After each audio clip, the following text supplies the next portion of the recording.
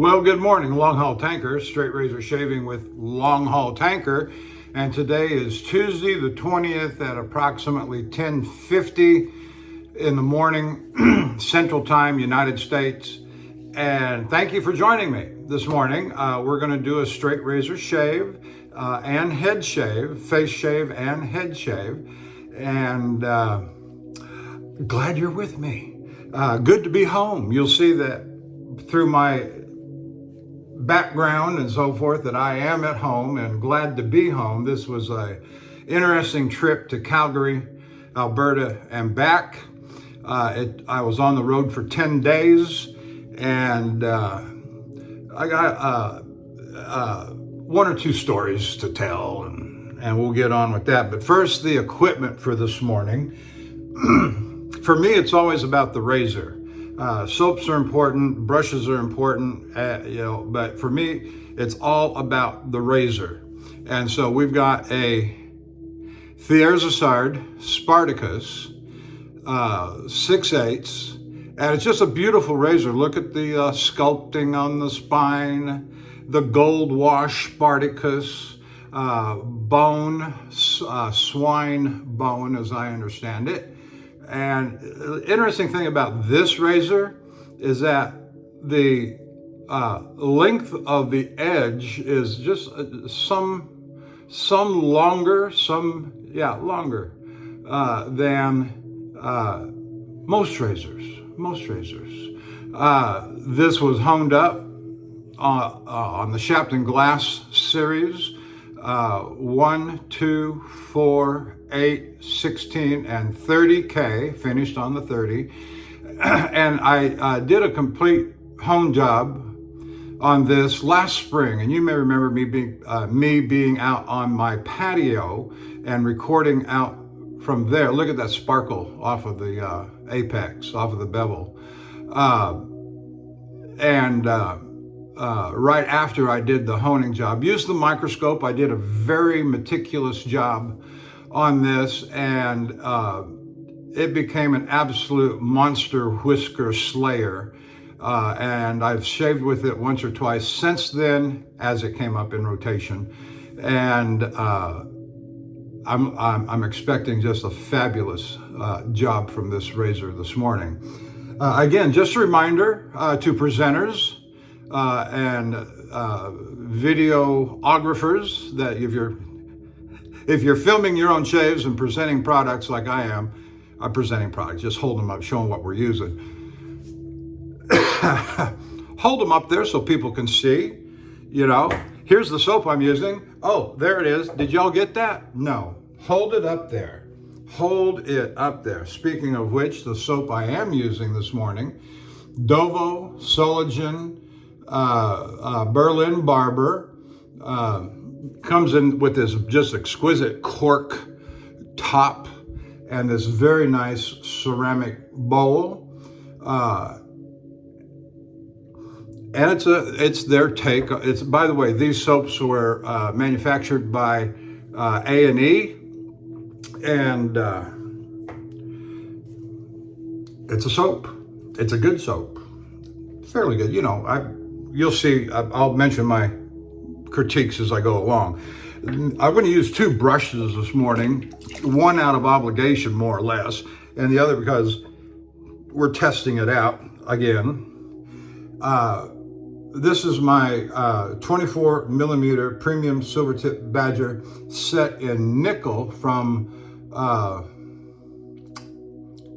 the famous shaving shop, The Art of Shaving. The Art of Shaving. All right, put that back in the water.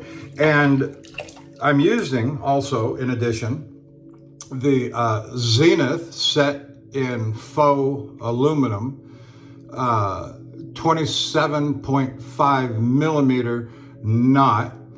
Of all the Zenith brushes I've got, this one in particular, I still have two unused, and I'm in no hurry to use them, but this one, out of the other two that I've used, seems to be developing the characteristics of the Sterling Zenith brush, the 31 millimeter that I've been using in the last several videos.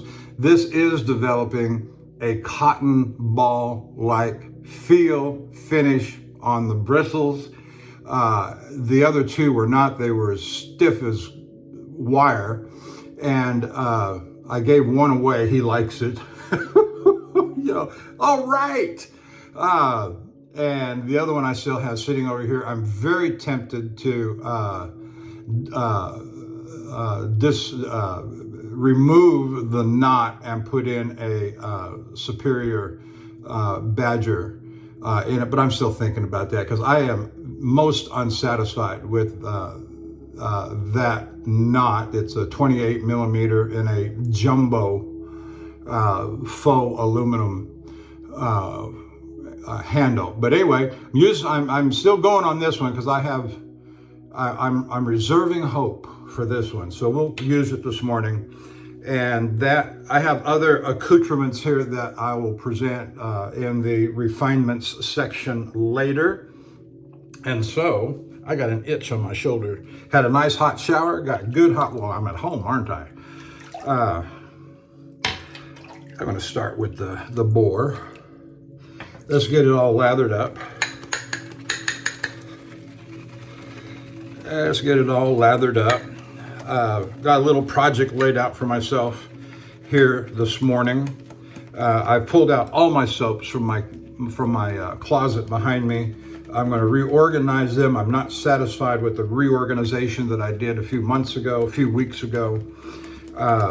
And so what I've decided to do, instead of trying to mix them in, got a Zingari man here, a Sterling here, a Beresford man there. No, I'm going to go back to grouping them by manufacturer, Sterling, Zingari, so forth, and put them in alphabetical order. To me, that makes the most logical sense.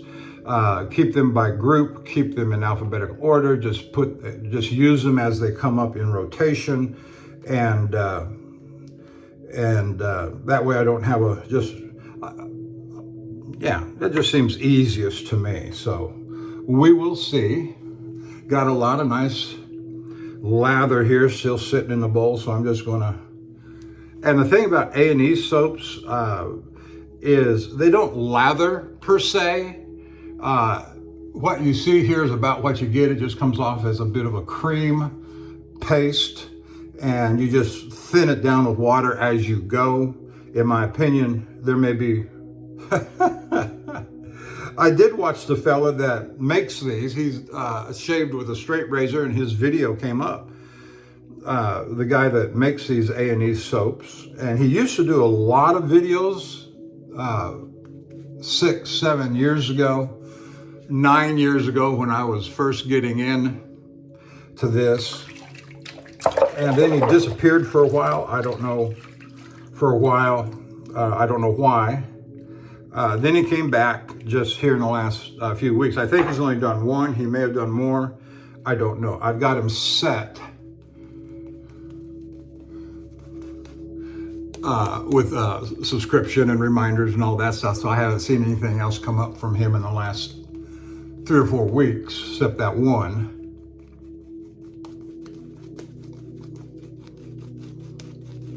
Oh, I did start to record last Thursday night, and you see that little nick on the end of my chin there.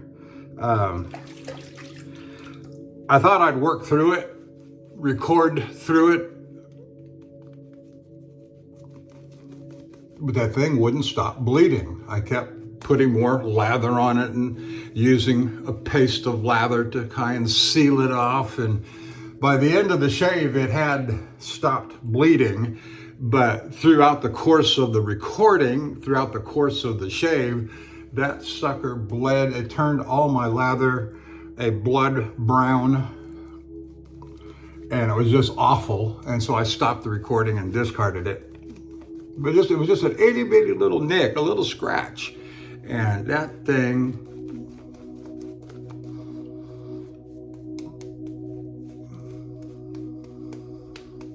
bled like you wouldn't believe.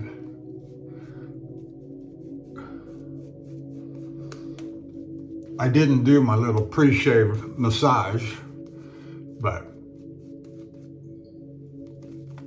got distracted, which I find myself doing more and more, getting distracted.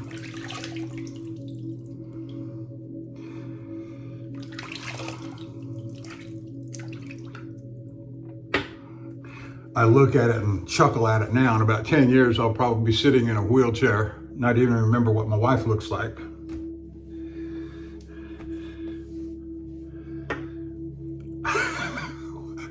We'll see.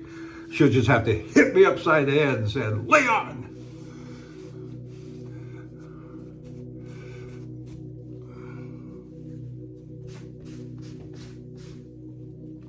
All right, let's get on with the shave. I don't know if you can hear the music playing in the background. I've got the TV set to YouTube playing, and I did a search for sleep music, and you got all this relaxation stuff that comes up, which last time I did this from home using that kind of music, I did not get a violation, copyright violation. So hopefully we will be fine with that as well. All right, here we go. And so you see the lather, it's not really a lather, it's more like a creamy paste, and you just thin it out with water as you move along. And so, Spartacus, here we go.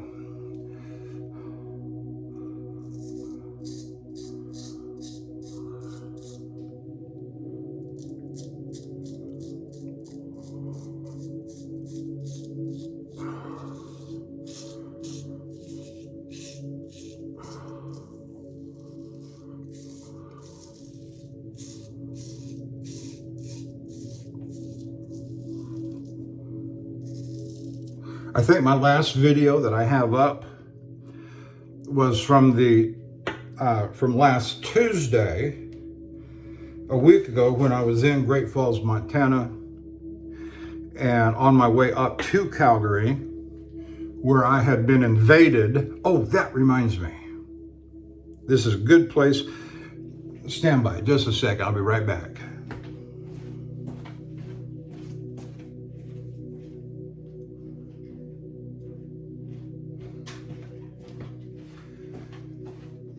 Where I was invaded, not having been well, I was just getting out of the shower, drying off, buck naked, and here they came, right into the room. And of course I said, whoa, whoa, whoa, whoa, get out of here. And in a nice conversation that I had with my good friend Bill M. from Pennsylvania, he said, have you thought about getting one of those secure locks, some kind of a portable secure lock? You know, most of the time I was thinking in terms of some kind of pole that went under the door handle and created a tension from the floor to the door handle, and you jam it up in there. And nonetheless, I went to Amazon and started looking for portable door locks that I could take with me and secure my door. Look what I found. Look what I found. Let's see if I can. Trostella. And it's a very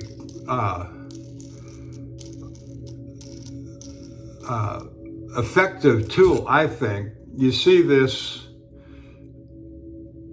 little 90-degree angle right here. That goes inside your door latch on the door jamb. And so you hook it in there, you push the door shut. This goes sideways. This long part goes against the door jamb. This adjustable piece here, you see that that's adjustable, goes up against the door.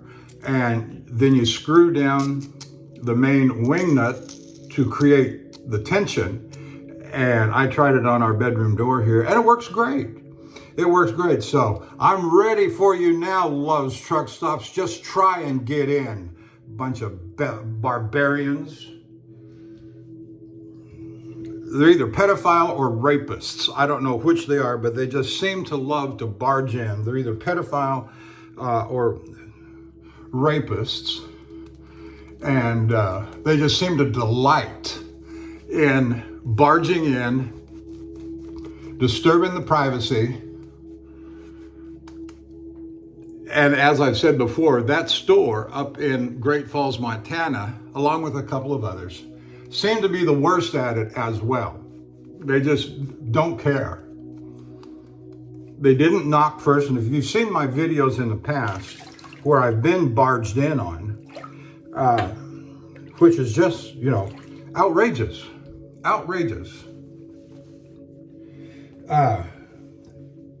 You've seen them where they've knocked. Are you done yet? Are you done yet? We got other drivers waiting. I don't care about any of that.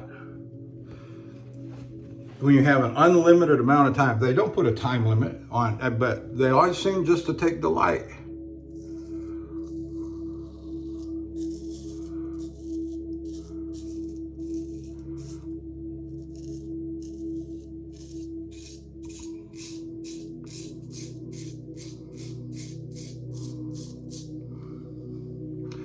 Yep, barbarians.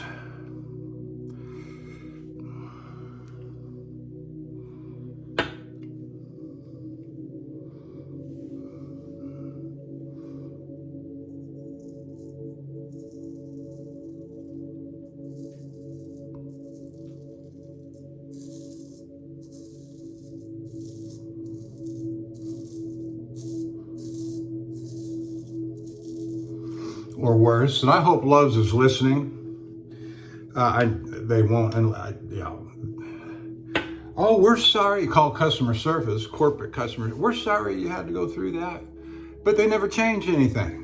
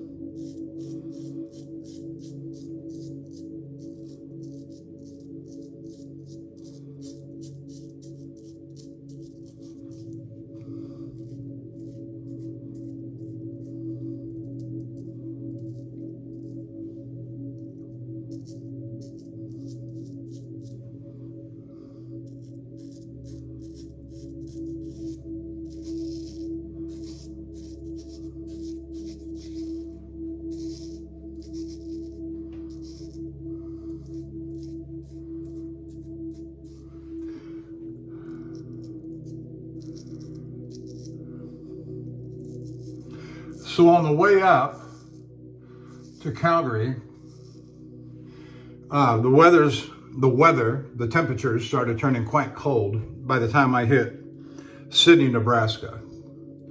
And it just got colder going further north.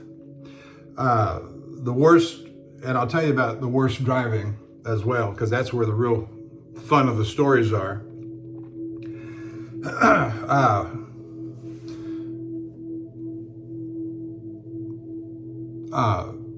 It started snowing. I went to Hardin, Montana, Billings, Montana. It was quite cold outside, but the roads were still good. They were fine.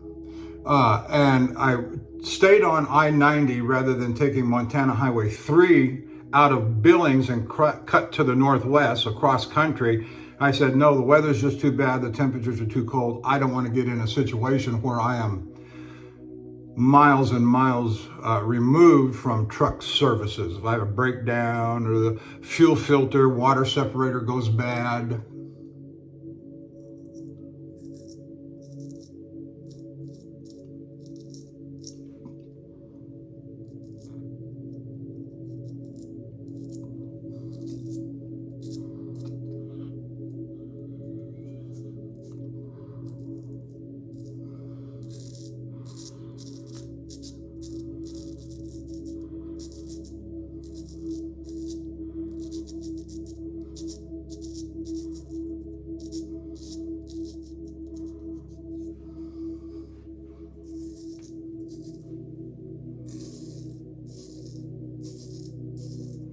So I stayed on Interstate 90, headed west, US 287. It's a little shortcut, but it's got it's 1 hour. It's about 60 miles from Three Forks, Montana, to Helena, Montana, where 287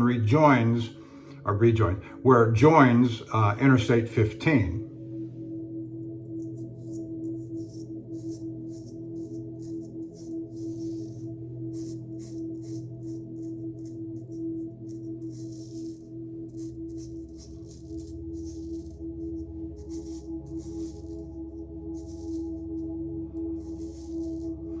And as soon as you get on Interstate 15 and get through Helena, you start going straight up into the mountains. And that is when this all heck broke loose. Blizzard conditions, snow-packed roads, freezing temperatures, and it was an exciting time. Yep. And from there, it's about an hour and a half or so on into Great Falls, Montana, and it was snowing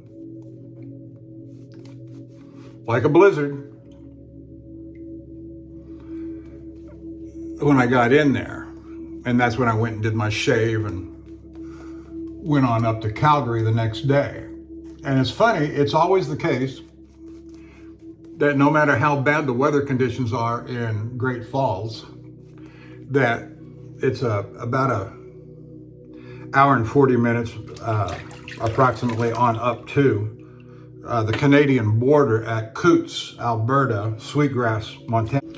So when you hit the Canadian border, get over into Canada, roads are fine. They do a much better job in maintaining their winter roads than we do in some places.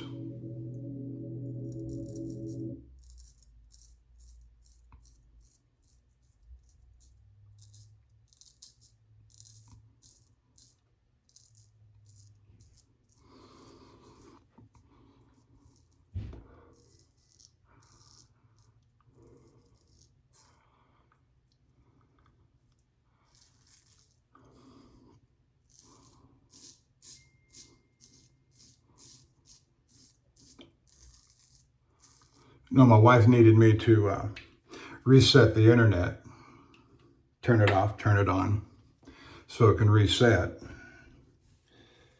That's why the music just went out.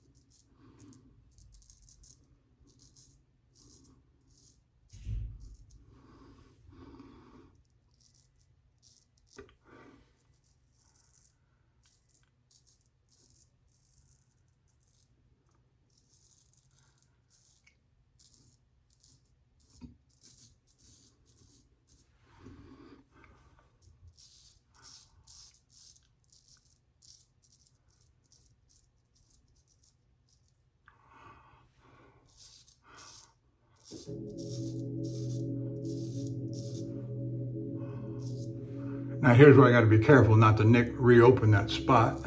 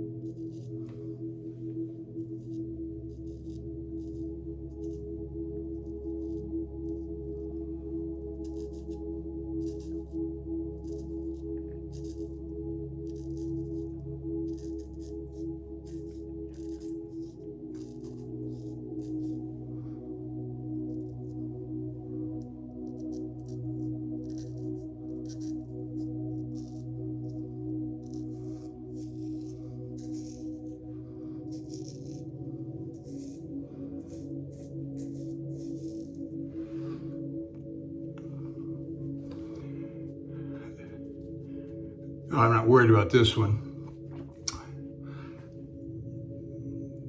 And it looks like we did okay on the other one.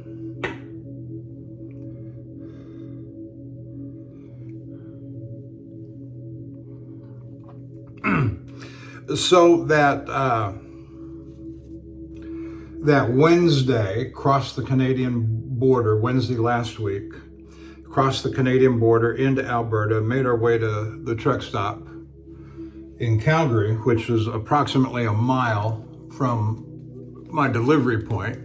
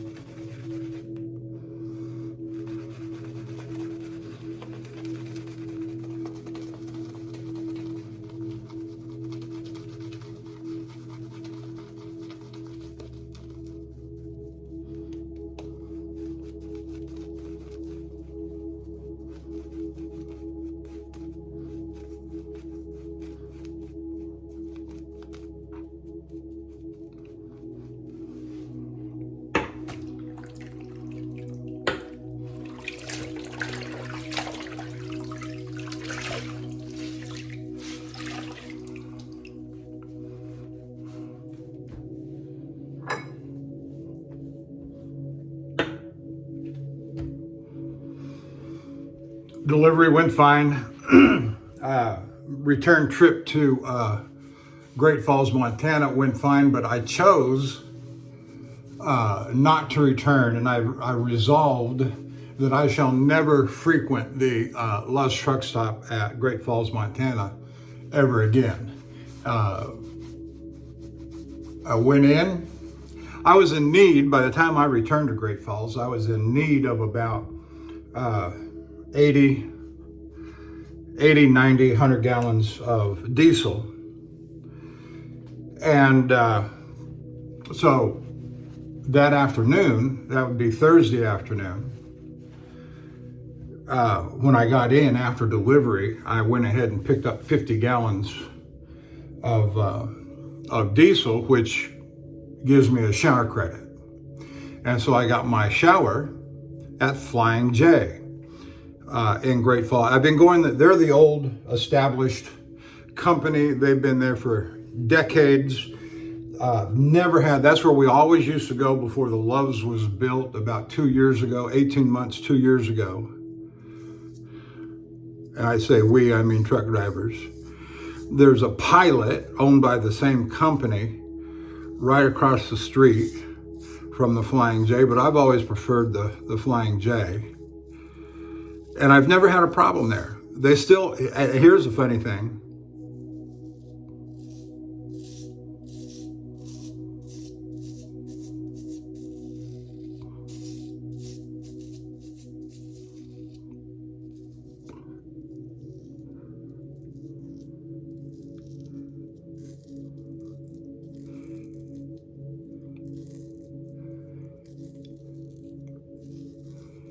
They don't use fancy electronic keypads. They don't use their app, Flying J app, to send you a code when you purchase your shower via the app. You have to go in, present your Flying J card with the shower credit on it, and lo and behold, they'll give you a door key. And every door has a deadbolt that has vacant or occupied on it. And I have never, ever had a problem with anyone trying to barge in on me to are you done yet? No, never have had that there. And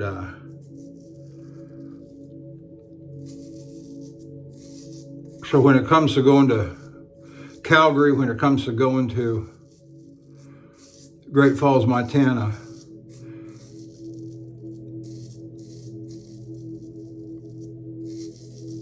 that Flying J is going to become my preferred stop.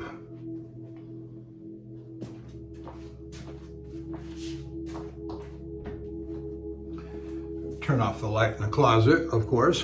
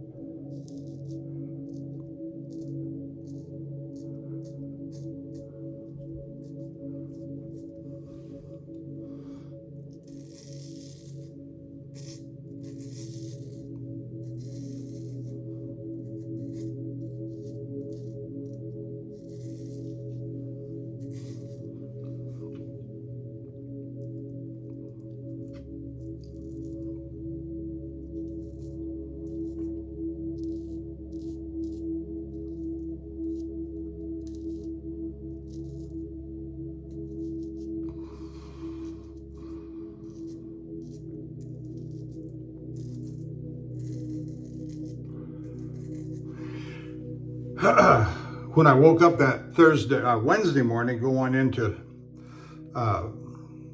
Alberta, the temperature was -2 degrees, and it was still lightly snowing from the heavy snowfall the day before.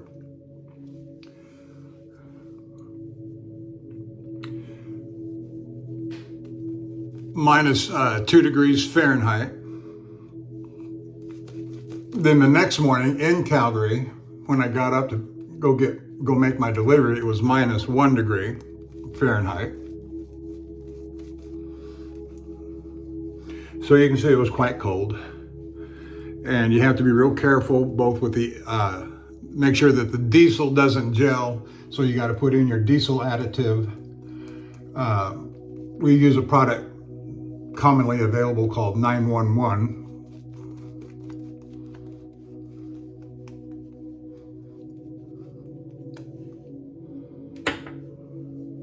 And it's just a diesel anti-gel additive.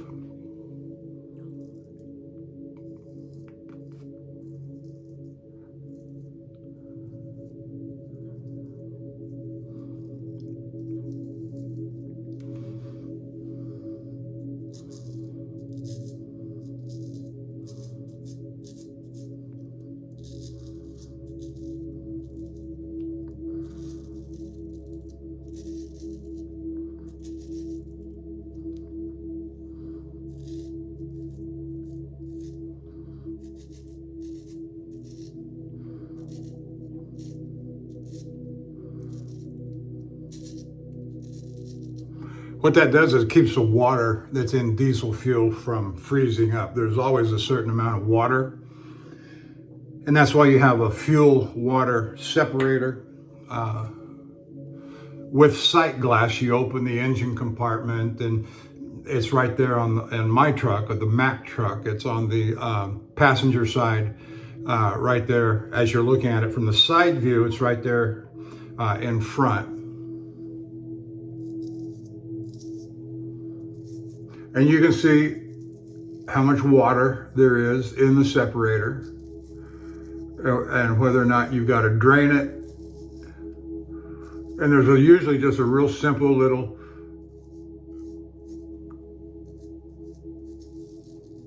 pitcock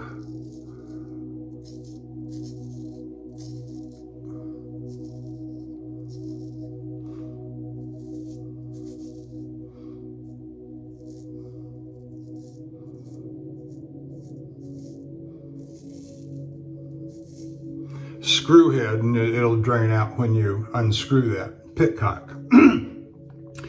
But you also have to keep an eye on the filter itself, because sometimes as the water builds up, it will create a black mold on the filter, and then that you've got to change the filter out, or it will clog the filter and cease diesel flow, cease diesel flow. And then you've got to have a service call, and they've got to change the filter, reprime the truck so they can get it started. And that always happens at the most inconvenient place and time out on the road. So you're sitting on the side of the road with your emergency triangles, reflectors set up. That's happened to me a number of times.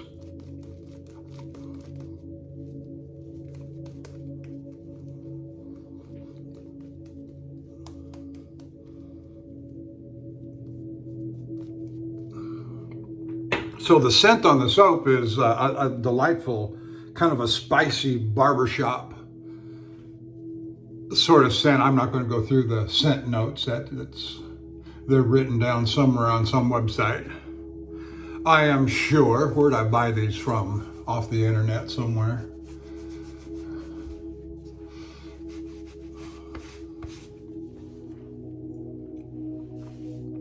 Well, I haven't used the Art of Shaving brush yet, have I?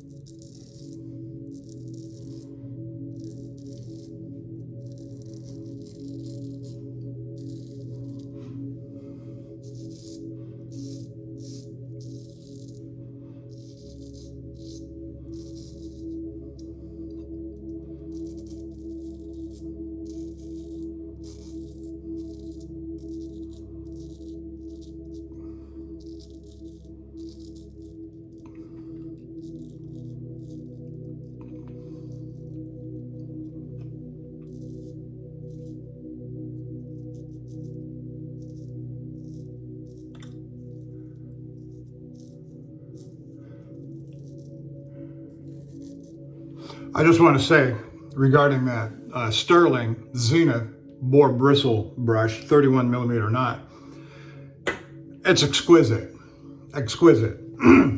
I went looking for a boar knot last night. And while certain companies have boar knots, they're no bigger than 24 millimeter. And of course, this Sterling Zenith is 31 millimeter. I believe they've set a new standard for what a boar bristle brush should be. All the other manufacturers should be put to shame at how exquisite the Sterling Zenith 31 millimeter brush is. It is the gold standard of boar bristle brushes, in my opinion. It's that exquisite. Unfortunately, they've sold out. Sterling has sold out.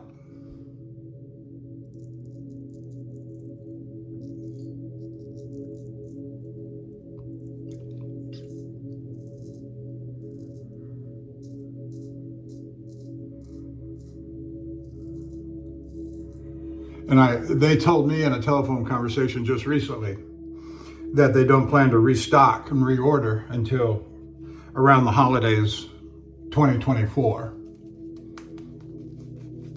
which I think is, that's their business.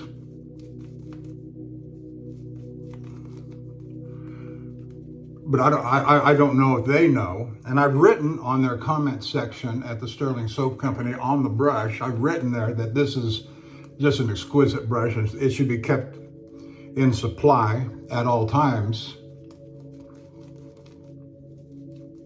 And I don't know how feasible that is for I don't know how big a company they've got. I'm going to say it's a small, run by a husband and wife team. I don't know how many employees they got. I know they've got at least one, and that's the nice young lady that answered the call when I called in.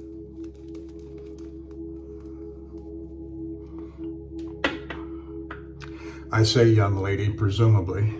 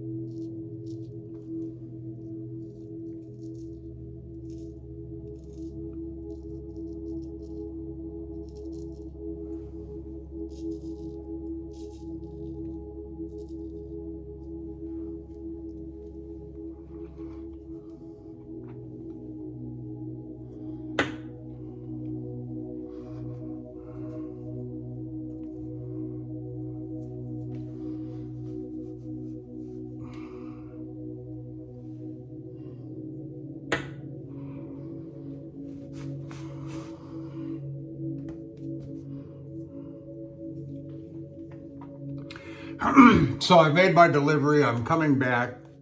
Went to the Flying J for my Thursday night shower and shave. That's where I nicked my chin and it just bled all over the place.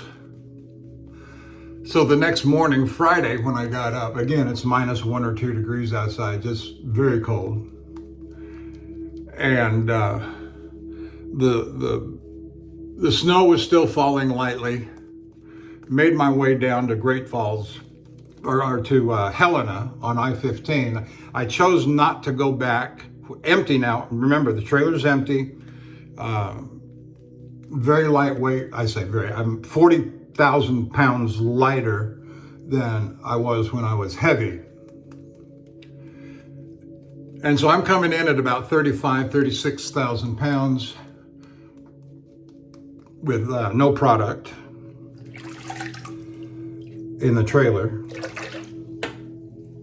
which is fine. But I am lighter, but I'm still heavier than your 3,000 to 4,000 pound automobile or pickup truck. So I'm not worried too much about slippage and bad roads and ice. Well, I am worried about ice because of the temperatures. So I make my way down to Helena, pick up 287, go down to Three Forks, pick up I-90, and head east toward Billings, Hardin. And because I left on that morning, Friday morning, and I had a full set of hours, driving hours, stopped at Hardin, which is going that way from Helena, Great Falls, Helena, Three Forks. That's about a 6-hour route, as opposed to cutting across country on the back road of Montana Highway 3, which is a 4-hour route. So it's a little longer the other way around, but again, it's, in my opinion, it's safer, even though it's longer, especially during inclement weather.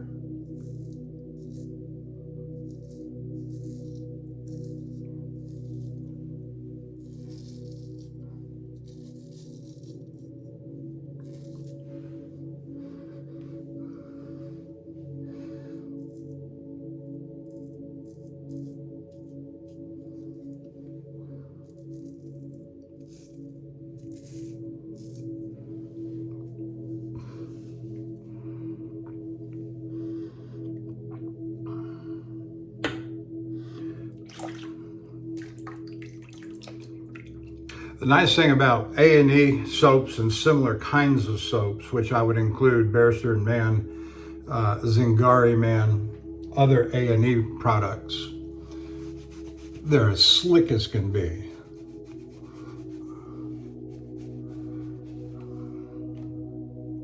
And I'm of the opinion that most of those kinds of soaps are designed with the double-edged razor in mind.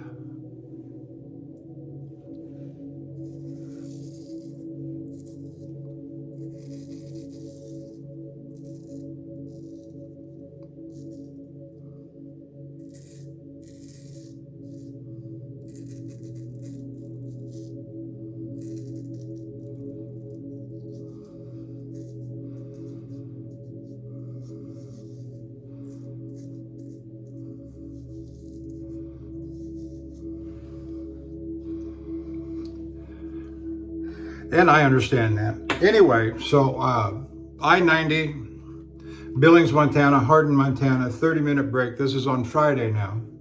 And at the end of the day, I am in Casper, Wyoming, at the Hat 6 truck stop in Evansville. Evansville is a small community immediately to the south and east of Casper.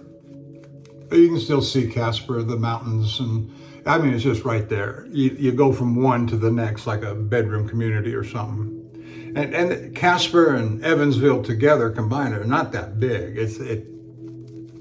At 60 miles an hour, you pass through the whole thing in 5 minutes on Interstate 25 going south, or north for that matter.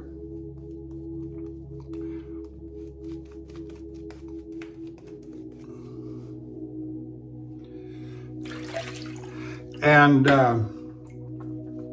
so that's Friday night. Saturday morning, again, it's real cold. It's like 1 or 2 degree Fahrenheit, cold. Sun's out, blue skies, leave out, dry roads, everything is fine. And about, I don't know, hour and a half, maybe pushing 2 hours, whatever the distance is from Casper to Wheatland, Wyoming. Little small farming community, not much there. There is a truck stop there. But just before you get to Wheatland coming in, the roads start, not only are they snow-packed, they are icy as can be. And you can see this, and I'll put the picture in at the beginning and the end of this video, where you're looking at the road, and the camera picked this up quite well, I'm surprised. The icy road is just glazed. The sun is reflecting off of it. You can see ice.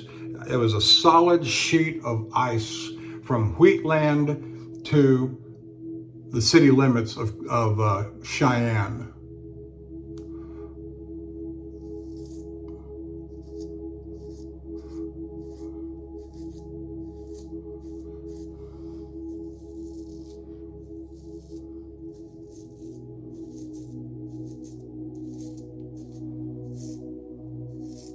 And that was some white knuckle driving.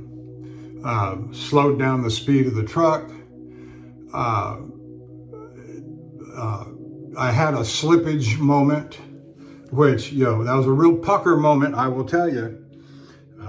I was moving from the left lane to the right lane. I couldn't have been going more than 45 miles an hour. And the thing about driving on ice is slow and steady movement. Nothing drastic, no sharp turns of the wheel. And so that's why you don't want anybody around you, is because all of your moves have to be so methodical, so deliberate, smooth, flowing moves. And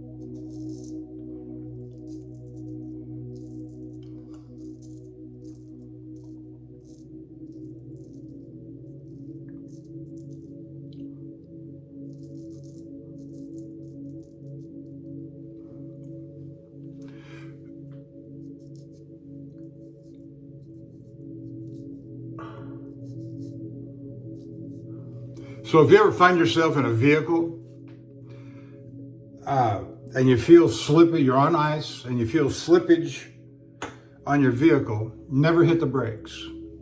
Never hit the brakes. Just take your foot off the accelerator. That'll slow the vehicle on its own. Hopefully you've got enough maneuvering room. that the vehicle will slow itself down to a degree that you can gently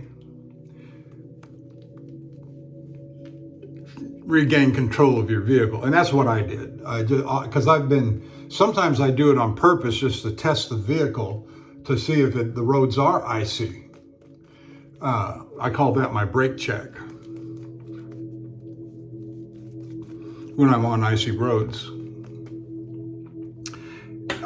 But you've got to have wide open spaces around you. You just don't do that, because when I hit the brakes on icy road on purpose, going 35, 40 miles an hour, to see what I'm testing is, am I going to slip?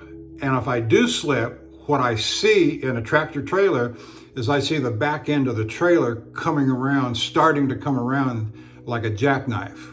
Well, I just take my foot off the brake, and that straightens the trailer right back up in line with the tractor.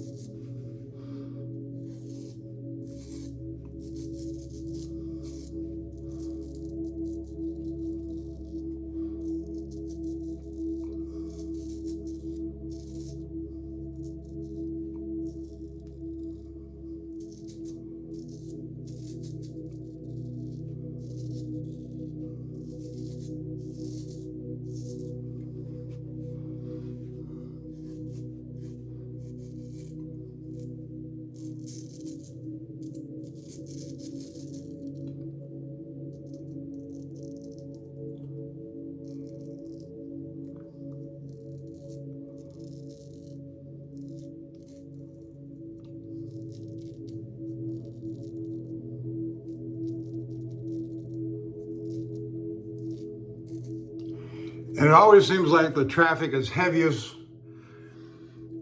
when you least want it to be. That stretch of road from Wheatland to Cheyenne, heavy traffic. Not heavy, not like Houston or Los Angeles, not that kind of heavy traffic, but just enough traffic on the road at that hour of Saturday morning that on those roads, why are you guys out? Four-wheelers.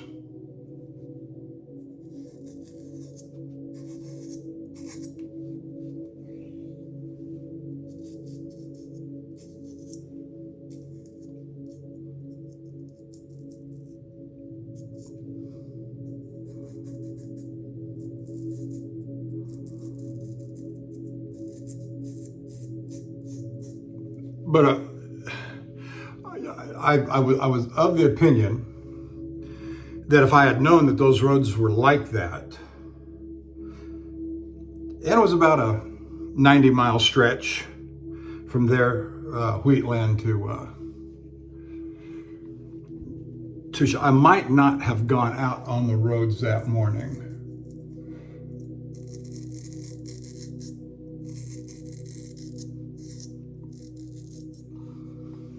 But they weren't closed by the DOT.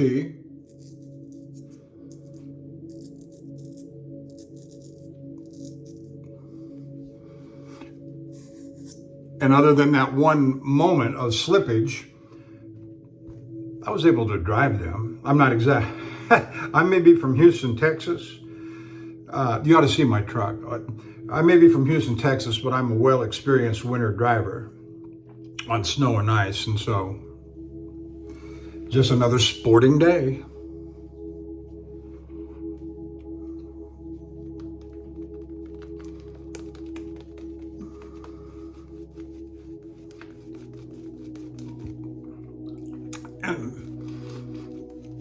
And that was the worst of it right there. The rest of the snow, every other occasion when it was snowing, it was either not sticking or it was sufficiently packed that and not frozen, or, no ice, that you could drive confidently and safely on it.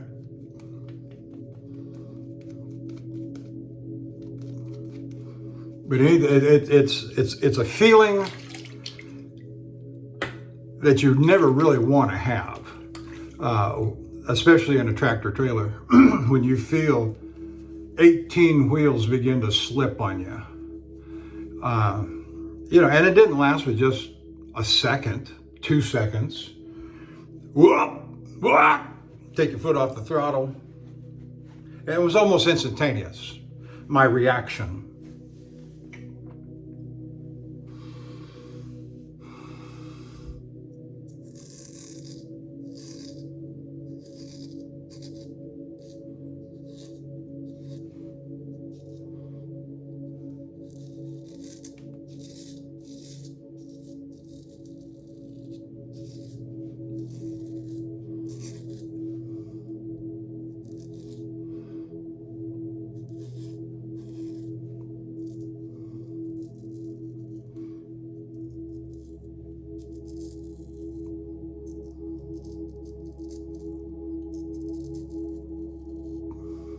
So once I got to Cheyenne, hit Interstate 80, I headed eastbound toward Nebraska, and the roads were dry and sunshine, blue skies, good driving.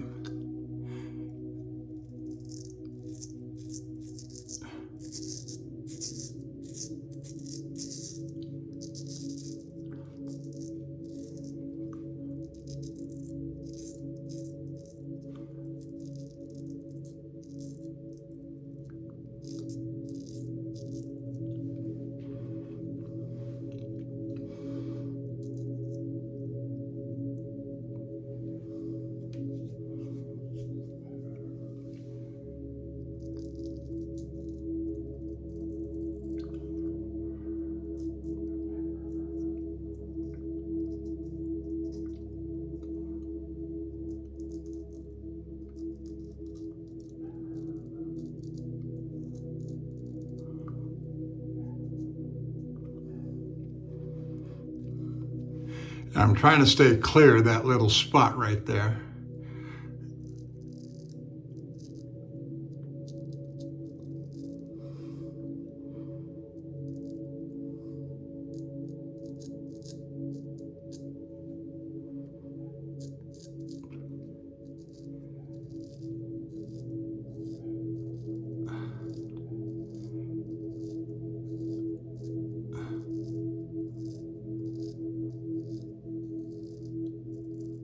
So I got back into the yard yesterday about 12 noon, got everything checked out, everything was fine, and made my way to dispatch to turn in my paperwork. And what they want us to start doing now over the last month is that when we come in to inquire if there are loads available for our next dispatch, which I did. And I said to dispatch, the young man on duty was a fellow by the name of, we'll just say Robert.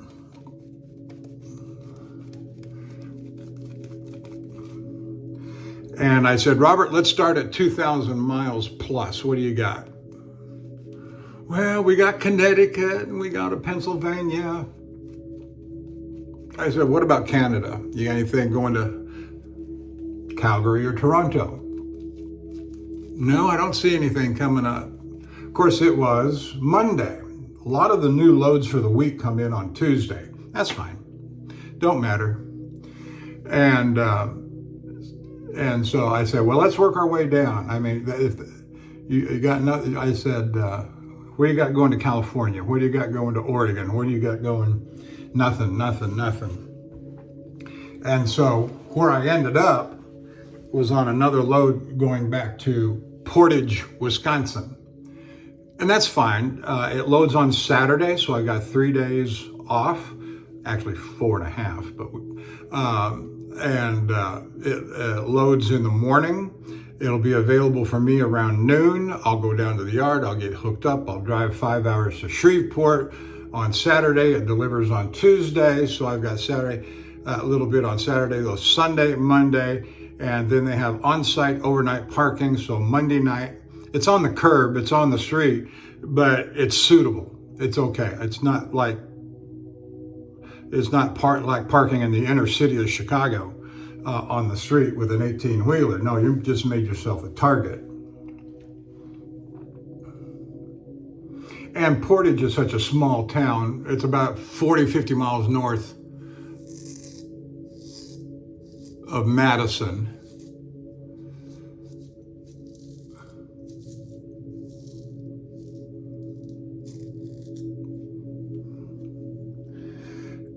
And I've made that load now 2 or 3 times.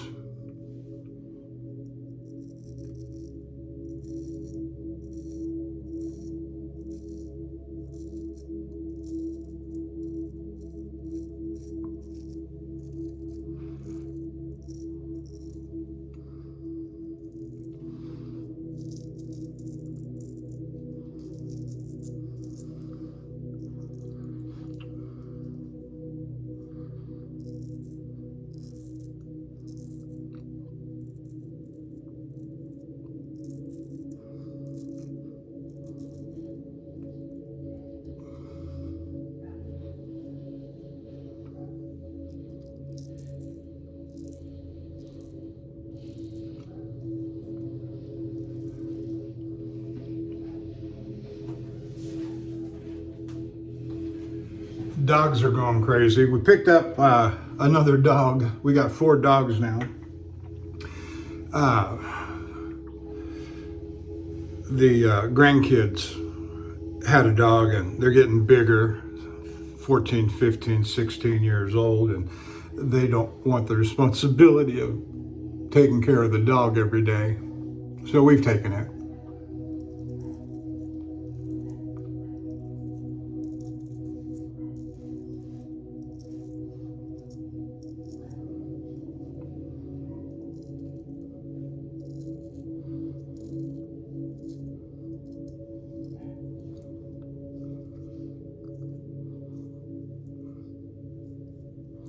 But they've taken care of it for the last 4 or 5 years, and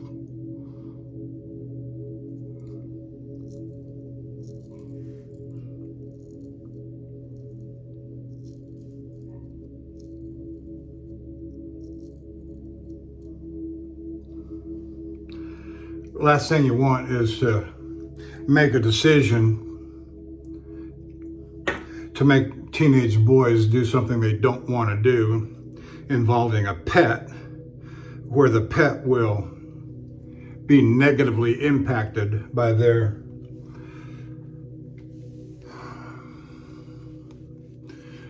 decision. And besides, we got 3 other dogs. It's a Dachshund mix, light tan color.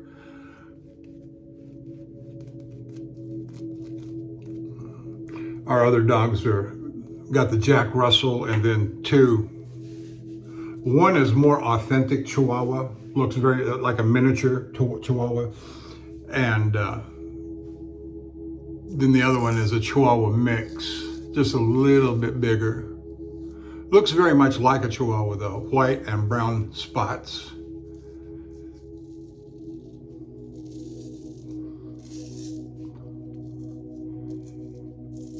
And we've got an enclosed back patio with a doggy door, and they can go out at will, except when the long guys are here.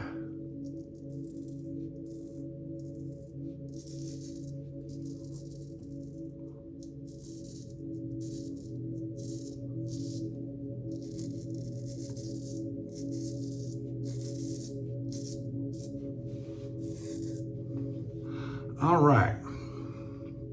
So I've told you the stories about the last trip, told you where I'm going next time. I will have a shave from home on Thursday. I'll probably have a shave on the road at Herculaneum, Missouri on Monday morning. May or may not record, so this may be the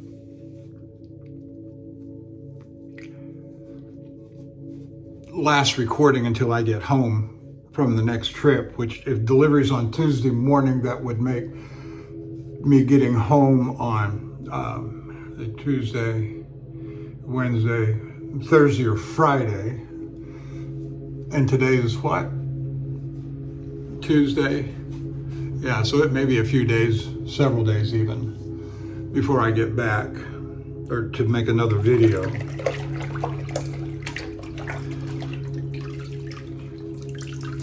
I told you about my soap reorganization. That I pulled them all out. They're all laying on the bed. I've got about 65 soaps, approximately 65 to 70 soap. I've decided to enter into I've got so many soaps I don't know what I'm going to do with, but I love them all.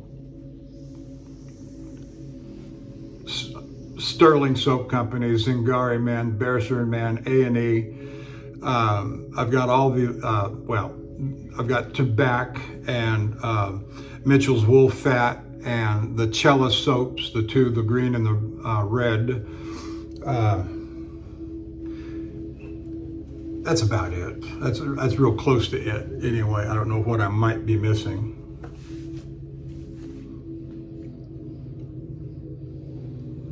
Oh, let's check the...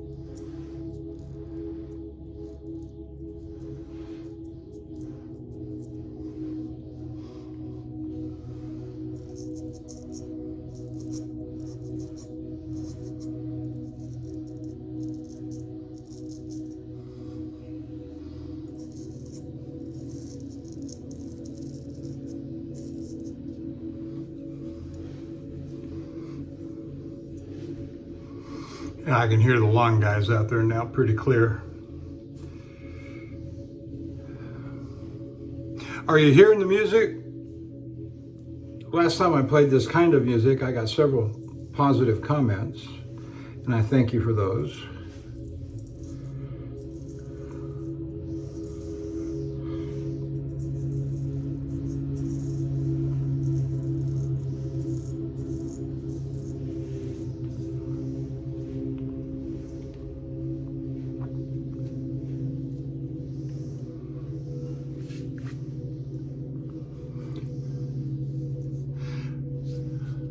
On my last video, I had a drive-by come in and tell me my videos were too long. Really?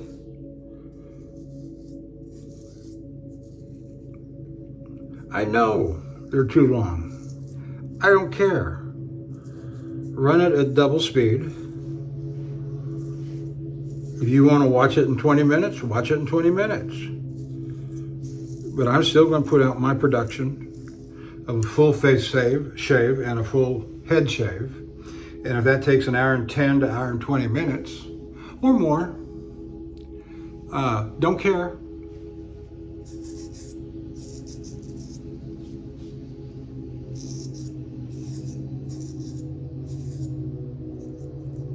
I have people, subscribers that watch my videos and tell me how much they like the the trucking stories, and that's gratifying, of course, since I'm a trucker and a former pastor, and once in a while I'll throw in some theological, biblical, doctrinal stuff regarding the wicked, vile, despicable, decadent, sinful age in which we live. You want to argue about that? Come on. All right, good with the face shave, done there. All right, so Spartacus, swine bone, sculpted spine, Shapton glass, 30,000, whisker slayer. Very good shape. I'm very satisfied. All right, so now my head shave, I've got two razors over here. I've got a gold dollar that's next up in rotation, and I use this razor every once in a while. I tend to forget about it. It's just real thin plastic scales, like somebody bought it, cleaned it up, turned around and sold it. But the shoulder is clean. The shoulder, the spine is clean. It's got sufficient workable spine on it. I remember I honed this up on the Shapton glass 30,000 quite some time ago, but I just don't use it that often. And no markings on the tang except, let's see, and I know you're not going to be able to see this, but it is so, you have to get a microscope almost.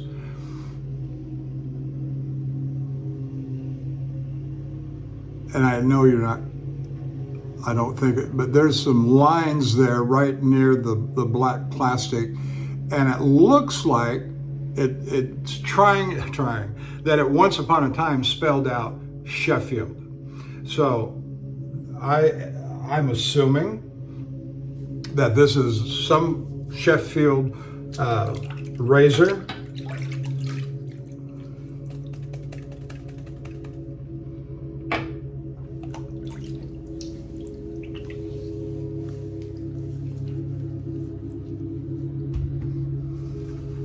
From years ago, oh, well, yeah, many years ago, of course.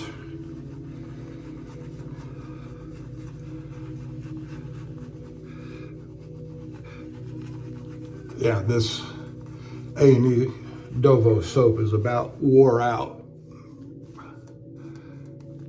but it's going to be good enough for my head shave.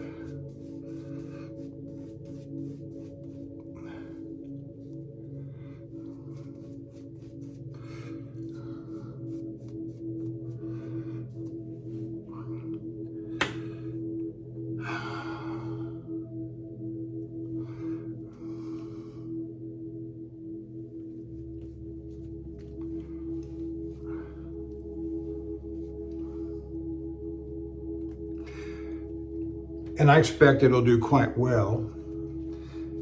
I just happened to stumble across it earlier when I was fooling around with stuff. And I need to put this in my roll up for my gold dollars and head shaving razors.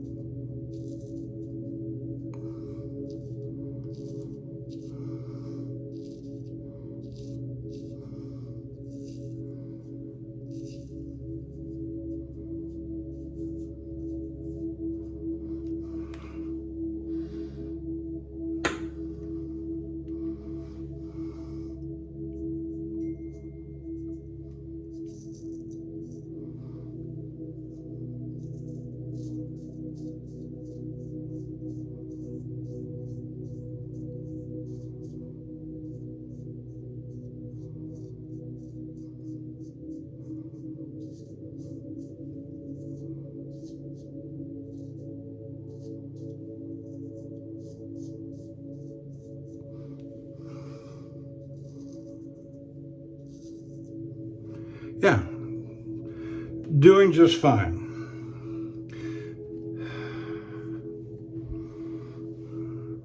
So I'm going to take this razor on the road with me this next trip.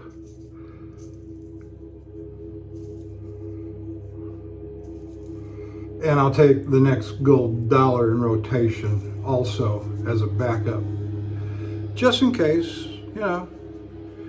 sometimes I go to the shower room at the truck stops and I'll have 3 or 4 razors with me. Because you never know what's going to happen. Heaven forbid you drop a razor, whether a gold dollar, which is less concerning than dropping one of your prime pieces.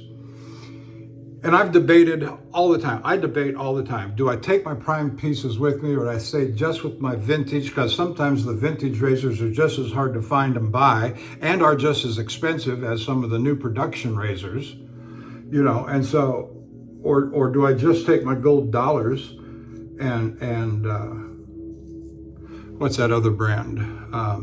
Union razors from the truck stops.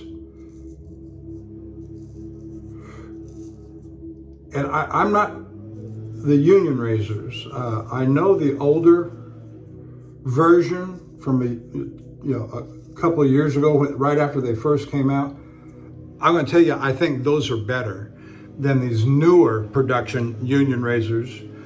And I know there's some people that use them because I watched them on the internet, honing them and shaving with them, and that's fine. I think they're, and I've got a couple of the newer production Union razors, but I still think that, and here's one of the ways I can tell, at least newer versus older, is that the white ones, the older version the white tends to be a little bit more creamy color. And on the newer version, the white ones are stark white, just bright white. And which, there's been a change in the plastic. Not that there's necessarily a change in the steel, but then again, did they outsource to a different supplier? Blah, blah, blah. I know Bill M. in Pennsylvania bought a large quantity of the gold dollars with a blue handle, and the geometry is not near as good as what, and of course, when gold dollars first came out, the 208s and the shoulder, they had problems, which I never found to be much of a problem. But the geometry from the left side to the right side and getting the apex to meet, the problem I'm having, see, Bill sent me one of those and honed it up, hone. And the problem is you get a perfectly flat bevel from spine to apex on one side, same on the other side, but the apex doesn't meet. And that's disconcerting.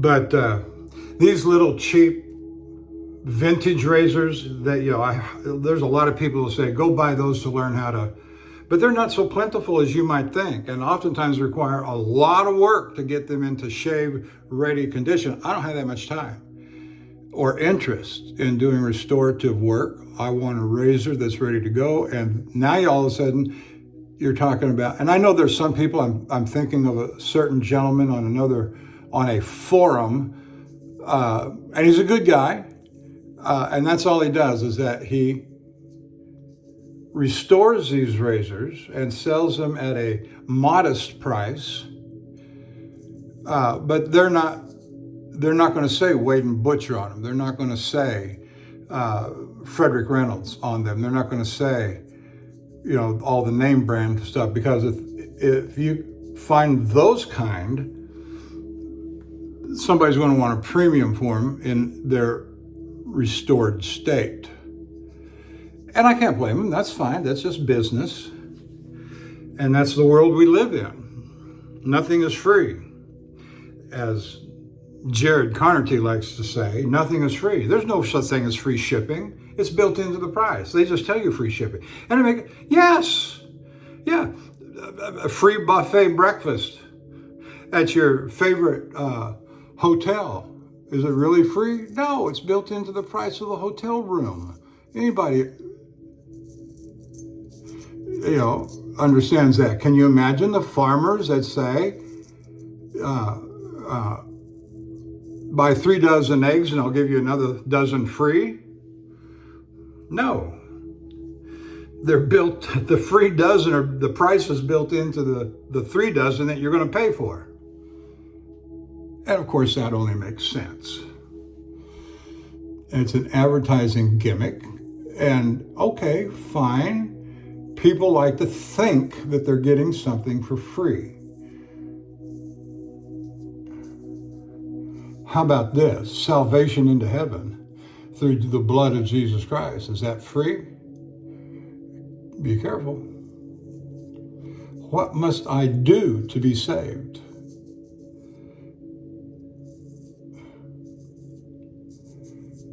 And the answer ain't nothing.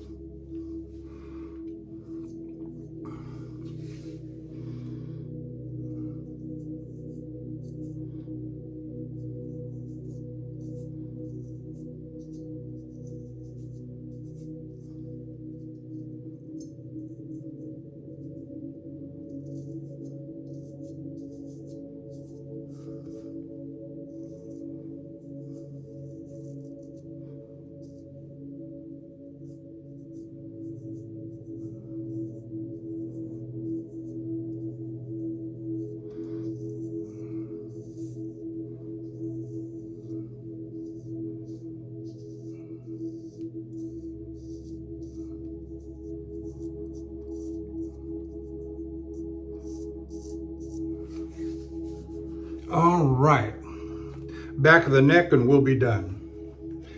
Okay, I don't have enough soap left in the brush to pull off any quantity to lather the back of my neck, so I'll just go with a wet towel back there.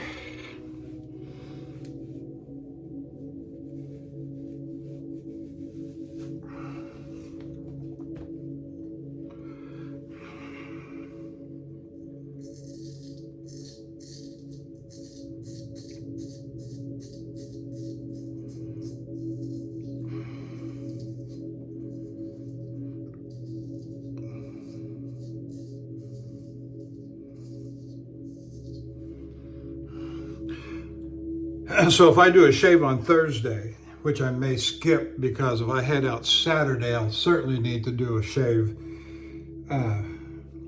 If I do one Thursday, the next one in rotation would be Saturday. And I'll be on the road on Saturday. And so I think I'll skip Thursday and go with Friday night in the driver's lounge on the yard, which you've seen me do a number of times on video.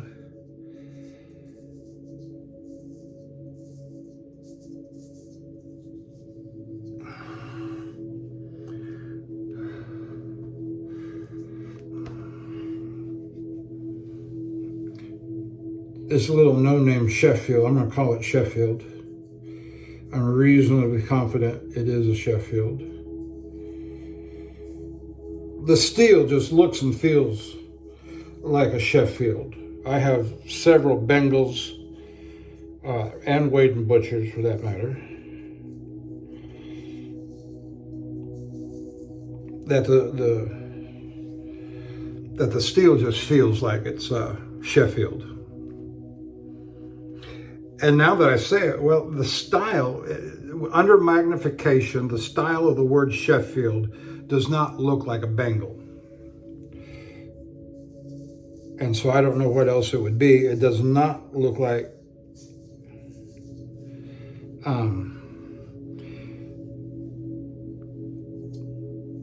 a Wade and Butcher. But then again, I don't know, did they do a round point in about 11/16 or right under 6/8?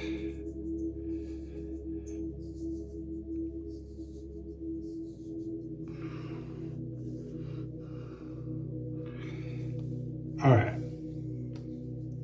Well, hang on a second.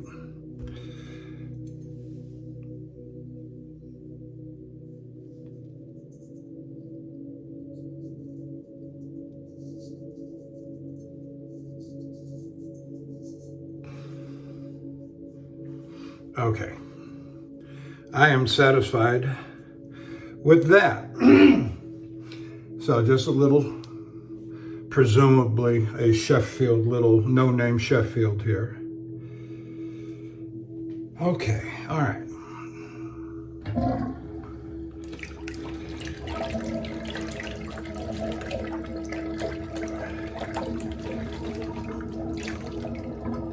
So for the brush, we use this little Zenith 27.5 millimeter. It's a small small brush, not near as big as that Sterling Zenith. My hand just grips around this thing almost twice. I exaggerate, but it's a small handle. Whereas that green one is a monster handle, which I just love. It's almost, well, yeah, it's equal to the genuine horn on the Plisson number 20, 30 millimeter brush that I've got. But the infatuation will, and I will admit, I'm infatuated with that brush. That is the gold standard, in my opinion, of the boar bristle brushes. And I don't know why other companies haven't followed suit. And I put out the call before. I said, somebody show me, somebody tell me. I'll go look at it. I will buy one. I will try it. A large boar bristle brush, 30 millimeter, 28 millimeter. Show me one. And I haven't burned up the internet trying to find one.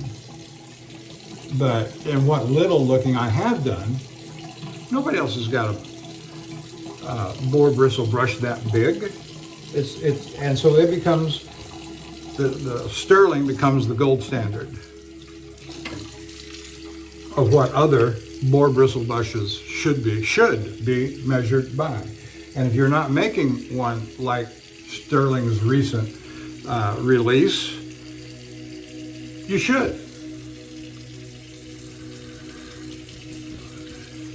The market will provide what the market demands, and you and I are the market.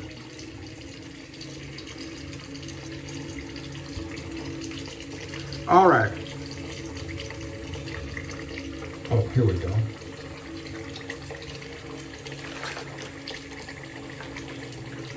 All right, we're going to put on some alum block. We're moving now to the refinements and accoutrement.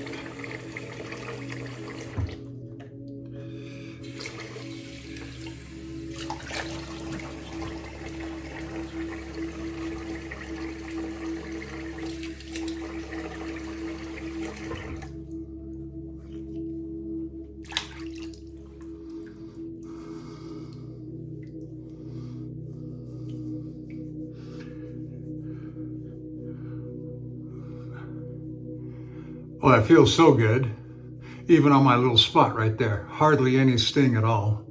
Got another little spot right there that's several days old, older than this one. You know, those things happen. Come on. But this one was almost nothing. It didn't bleed at all, hardly. Compared to that one, that thing just bled and bled, and it just kept coming. It just kept coming. I couldn't get it to stop, and it turned my lather all into a blood brown. You know what I mean? You've nicked yourself before, and it just kept bleeding.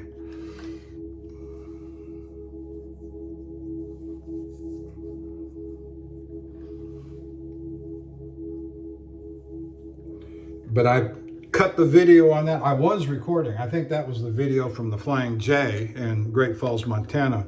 And I cut the video, and I can't put this up. I can't put this up.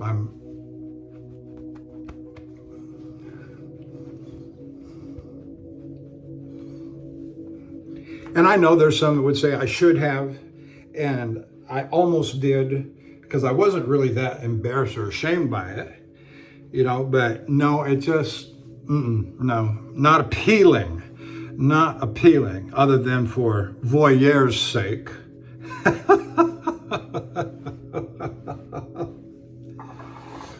Let me see that blood. I want to see the blood. Name of that movie several years ago, Daniel Day-Lewis, There Will Be Blood. There was blood, and a fair amount of it. It just kept coming and kept coming. Berlin Barber by Dovo and A&E. All right, we're going to splash on some Thayers.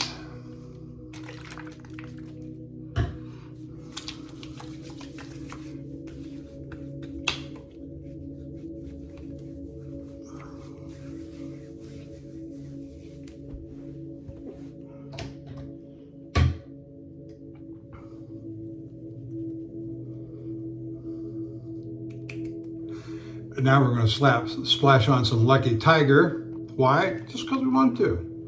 We want to. There's not much difference between this and the Thayers. They are intended to do about the same thing. This has got a nice citrus scent. The Thayers had a lavender, very mild lavender, but it don't matter.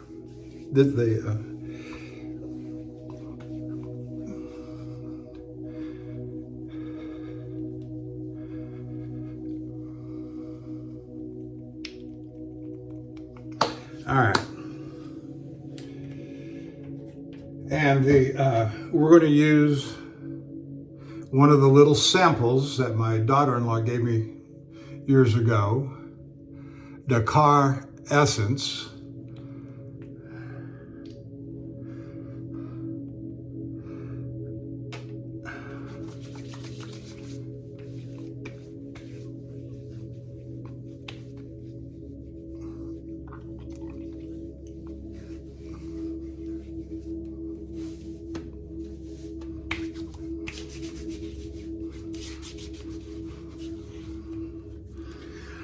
And that's it. No, it's not.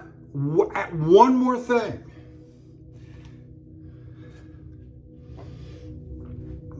Clubman powder.